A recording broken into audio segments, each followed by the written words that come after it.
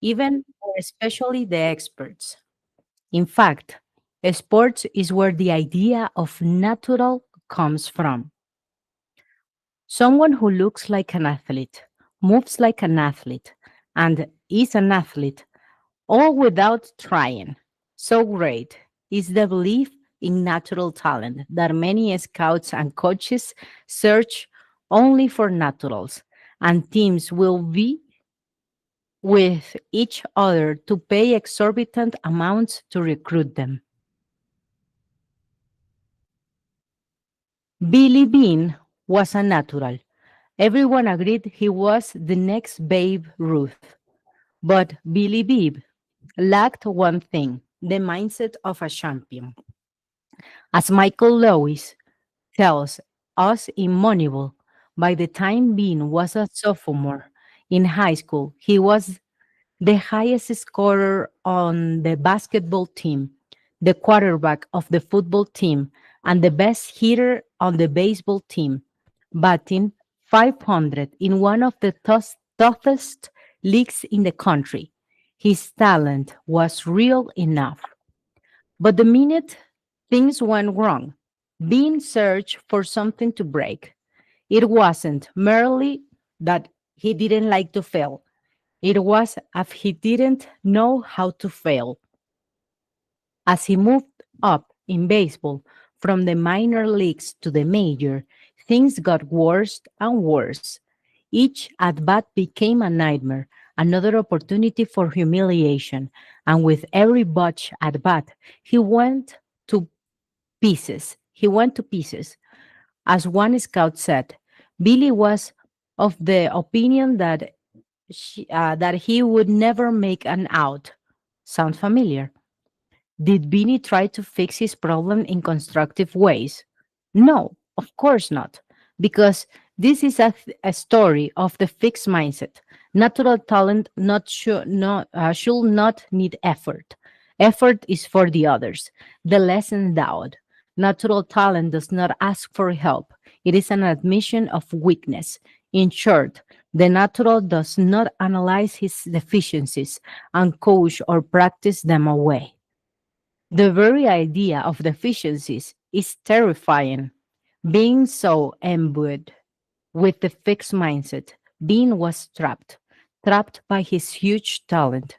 Bean, the player, never recovered from his fixed mindset, but Bean, the incredibly successful Major League executive, did. How did this happen? There was another player who lived and played side by side with Bean in the minor and the majors. Lenny Dykistra. Dykistra did not have a fraction of Bean's physical endowment or natural ability, but Bean watched him in oh, oh, like awesome. Oh, as Bean later described, he had no concept of failure, and I was the opposite. Julian, can you continue, please?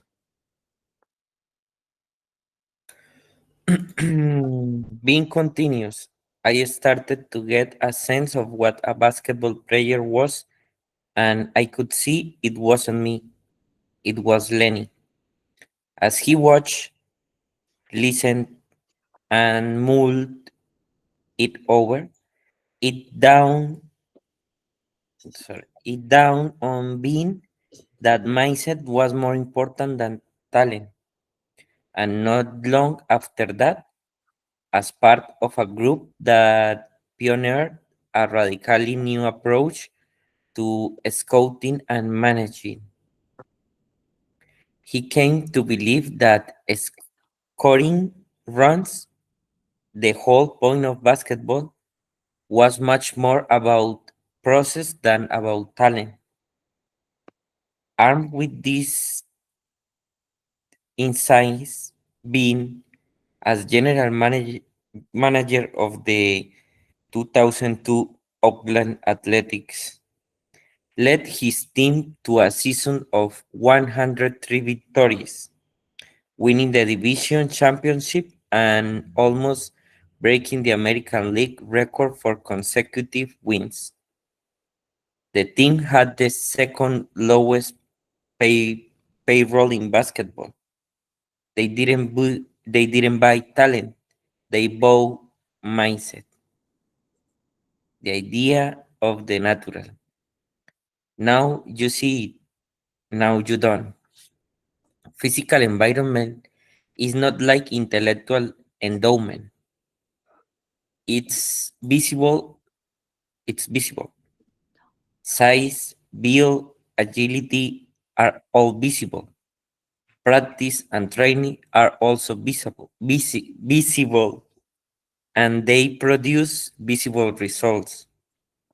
You would think that this would dispel the myth of the natural, despite the spill, okay, the myth of the natural.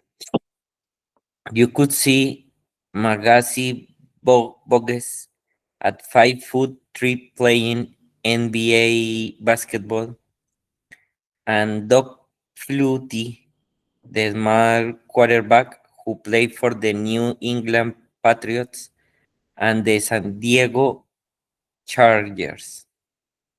You could see Pete Gray, the one-arm basketball player who made it Basketball? baseball. Oh, sorry. You changed the sport. Yeah, the one air baseball player who made it to the major leagues. Ben Hogan, one of the greatest golfers of all time, who was completely lacking in grace. Glenn Cunningham, the great runner, who had badly burned and damaged legs. Larry Bird and his lack of swiftness. You can see the small or graceless or even disabled ones who make it, and the godlike specimens who don't, and sorry, and the godlike specimens who don't. Shouldn't these people something? Shouldn't these okay? Shouldn't these tell people something? Boxing expert re, boxing experts relied on physical measurements called tails of the tape to identify naturals. They included measurements of the fingers first, The what? reach. The fighter's fist. Oh, fighters. Mm-hmm. They included measurement of the fighters first, reach, Fist. fist, Fist. fist, right? Mm-hmm. Reach, chest, expansion, and weight. Muhammad Ali failed these measurements. He was not a natural. He had great speed, but he didn't have the physical of a great fighter. He didn't have the strength, and he didn't have classical moves. He didn't have the classical moves. In fact, he bots all wrong. In fact, he bots all wrong. Yeah. He didn't block punches with his arms and elbows. He punched in rallies like an amateur. He kept his Yo. jaw Mm-hmm. exposed. He pulled back his torso Mm-hmm. to elevate the impact of oncoming punches. With Joe Torres, which Joe Torres said was like someone in the middle of a train track trying to avoid being hit by an oncoming train, not by moving to one or the other side or the track, but by running backwards. Sorry, I didn't understand that. Like someone in the middle of the train track trying to avoid being hit by an oncoming train, not by moving to one or the other side of the track, but by running backwards. Hmm. Yeah, it's counterintuitive how he boxed, how he fought. Yeah, Okay, yeah. very good. Thank you, Julian. Adriana, can you continue? Thanks. Good night, everybody. Sonia Liston, Alice's adversary, was a natural. He had it all: the size, the strength, and the experience. His power was legendary. It was unimaginable that Ali could be Sonny Liston. The matchup was so ludicrous that the arena was only hall full for the fight. But aside from his quickness, Ali's brilliance was his mind, his brains, not his brawn. He sized up his opponent and went for his mental jugular. Not only did he study Liston's fighting style, but he closely observed what kind of person Liston was out of the ring. I read everything I could where he had been interviewed. I talked with people who had been around him or had talked with him, eat good late in bed, and put all of the things together and think about them and try to get a picture of how his mind worked. And then he turned it against him. Why did Ali appear to go crazy before each fight? Because Torres says he knew that a knockout punch is the one they don't see coming. Ali said Liston had to believe that it was crazy, that it was capable of doing anything. He I, couldn't. I was capable of doing yes, anything.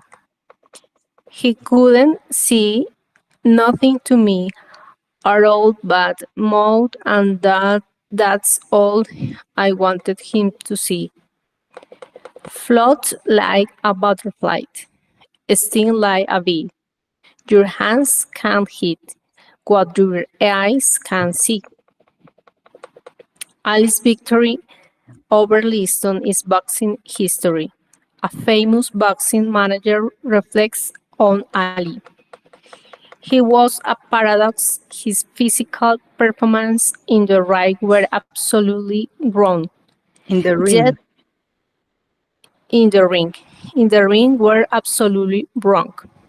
Yet his brain was always in perfect working condition. He showed us old. He continued with a broad smile writing across his face that all victories come from here, hiding his forehead with his index finger. Then he raised a pair of lips, saying, "Not from here." This didn't change people's minds about physical endowment. No, we Endowment. just endowment. Endowment. No, endowment. No, No. es como si fuese una A. Endowment. Okay. Ujú, Endowment. ujú. No, we just look back at Ali now with our hindsight and see the body of a great boxer. It was gravy that his mind was so sharp and that he made up amazing poems, but we still think his greatness resides in his physique, physique, yes, physique, Physique. Yes. physique, and we don't understand how the express failed to see the greatness right from the start. Greatness. Michael Jordan. Why, Great. like one time you said greatness and then you say greatness. The correct one is greatness. Greatness. Greatness. Yes, very good. Greatness right. Greatness right. Okay. Very good. Greatness. Thank you, Adriana. Okay. Sonia, can you continue? Oh, Michael Jordan. I want to read Michael Jordan, but it's Sonia's turn.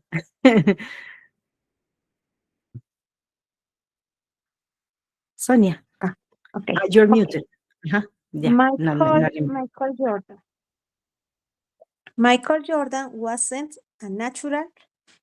Either he was a Either. hardest either Mhm. either he was the hardest working athlete. Ay, es que esto- Athlete. athlete. Athlete. Athlete.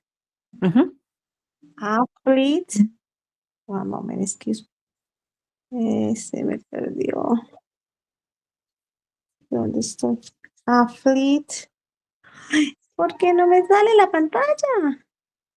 Porque no vienes a la one videollamada. moment. En la videollamada yo lo Okay. estoy presentando también. I am, yes, but se me cerró la ventana y yo no podía abrir. Okay, ya. Okay, again. Michael Jordan. Michael Jordan wasn't a natural either. Either. Mhm.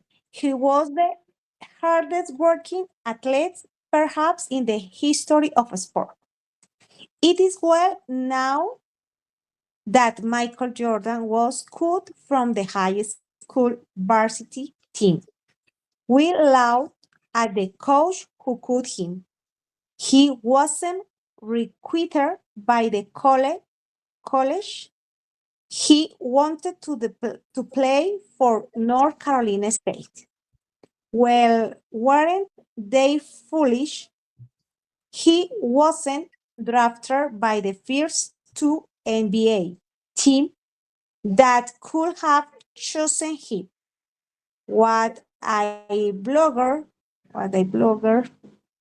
because now we know he was the greatest basketball player Basketball. ever. Basketball? Basketball. Basketball player ever. And es que no se ve. Ay, otra vez me perdí. Es que la ventanita se pierde, me tapa las letras. Okay, thank you. And closer him. That a blooper. It's okay. That a blooper. Because now we know he was the greatest basketball basketball player ever, and we think it should have been obvious from the start. When we look at him, we see Michael Jordan, but at the point, he was only Michael Jordan. When Jordan was cut from the varsity team, he was devastated. His mother says, I told him to go back and discipline himself. Boy, did he listen. He used so leave the house at 6 in the morning to go practice before school. And the University of North Carolina, he constantly worked on his weakness, his defensive game, and his ball handling and shooting. The coach was taken. The was. The coach. Okay, the coach was taken aback by his willingness to work harder than anyone Yeah, anyone else?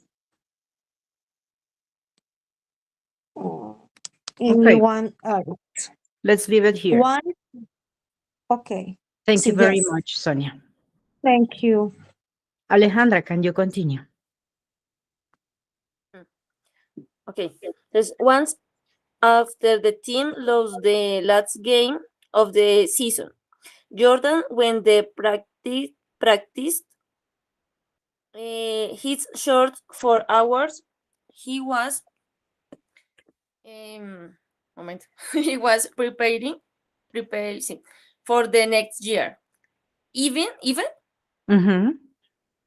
even at the height of his success and fame, after he had made himself into an athletic genius, his dogged practice remains legendary. Former Bulls, former Bulls assistant coach John Buck called him a genius who constantly wants to upgrade his genius. For yes, for Jordan, success stems from the mind, the mental thoughtness, and the heart are a lot stronger than that. Some please up the page. Thank you. At some of the physical advantage you might have. I have always said that I have always believed that, but other people don't. But other people don't. They look at Michael Jordan and they see the physical perfection and lead inevitably Inevitably, yes. to his greatness. Very good. Thank you very much. So Okay. we have 2 minutes. I don't want to ruin, like, by starting reading this, that I don't think that I'm going to be able to read in 2 minutes. So we're going to leave it like this. Let's say, it is well known that Michael Jordan was cut from the high school varsity team. We laughed at the coach who cut him. He wasn't recruited by the college he wanted to play for, North Carolina State. Well, weren't they foolish?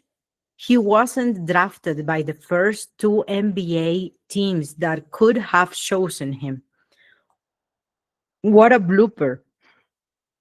Because now we know he was the greatest basketball player ever, and we think it shouldn't have been obvious from the start. When we look at him, we see Michael Jordan, but at the point, he was only Michael Jordan. When Jordan was cut from varsity team, he was devastated. His mother says, I told him to go back and discipline himself. Boy, did he listen. He used to leave the house at 6 in the morning to go practice before school at the University of North Carolina. He constantly worked on his weaknesses, his defensive game, and his ball handling and shooting. The coach was taken aback by his willingness to work harder than anyone else.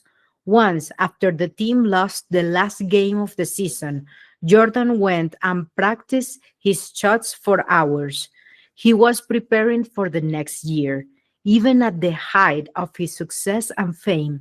After he had made himself into an athletic genius, his dogged practice remained legendary. Former Bulls assistant coach John Buck called him a genius who was constantly wants to upgrade his genius. For Jordan, success stems for the mind. The mental thoughtness and the heart are the long stronger than some of the physical advantages you might have. I've always said that I've always believed that, but other people don't. They look at Michael Jordan and they see the physical perfection that led inevitably to his greatness. I'm very well. We're right on Right, time. teacher. Right. Yeah, I love Michael Jordan. It's like I think that is like the best sport, the best athlete the world has ever had. Like him, the person, his history, everything around him is just great. And he had the growth mindset as well. So very well. We are ready for today, guys. Thank you very much.